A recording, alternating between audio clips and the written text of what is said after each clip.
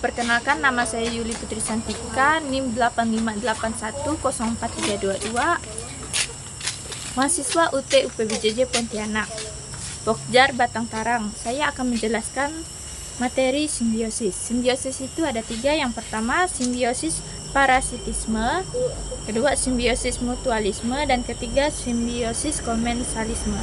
Berikut penjelasannya. Ini adalah contoh simbiosis parasitisme antara kutu putih dan pohon jambu. Simbiosis parasitisme antara kutu putih dan pohon jambu terjadi ketika kutu putih menempel pada batang atau daun pohon jambu lalu menghisap cairan makanan dari tanaman tersebut. Akibatnya, kutu putih diuntungkan karena mendapatkan nutrisi, sedangkan pohon jambu dirugikan karena pertumbuhannya terganggu.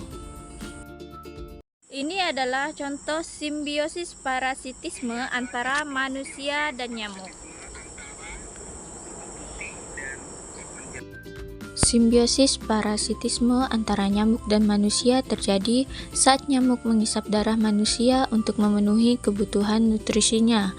Nyamuk diuntungkan karena mendapatkan makanan, sedangkan manusia dirugikan karena mengalami gatal, iritasi, dan bahkan bisa tertular penyakit seperti demam berdarah atau malaria.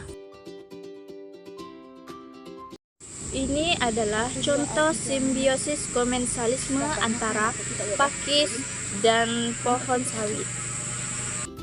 Simbiosis komensalisme antara pakis dan pohon sawit terjadi ketika pakis menempel atau tumbuh di batang pohon sawit. Pakis diuntungkan karena mendapatkan tempat hidup dan akses cahaya matahari, sedangkan pohon sawit tidak dirugikan maupun diuntungkan. Simbiosis komensalisme antara sisik naga dan pohon rambutan. Tanaman sisik naga menempel pada batang atau cabang pohon rambutan.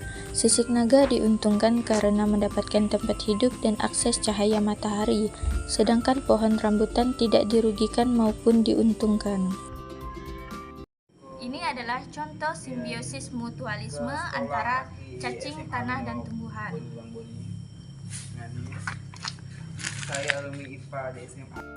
Simbiosis mutualisme antara cacing tanah dan tumbuhan adalah hubungan saling menguntungkan. Cacing tanah menyuburkan dan menggeburkan tanah sehingga membantu pertumbuhan tumbuhan, sedangkan tumbuhan menyediakan bahan makanan bagi cacing tanah dari sisa organik yang membusuk. Simbiosis mutualisme antara kupu-kupu dan bunga adalah hubungan saling menguntungkan. Kupu-kupu mendapatkan nektar sebagai makanan, sementara bunga terbantu proses penyerbukannya sehingga dapat berkembang biak.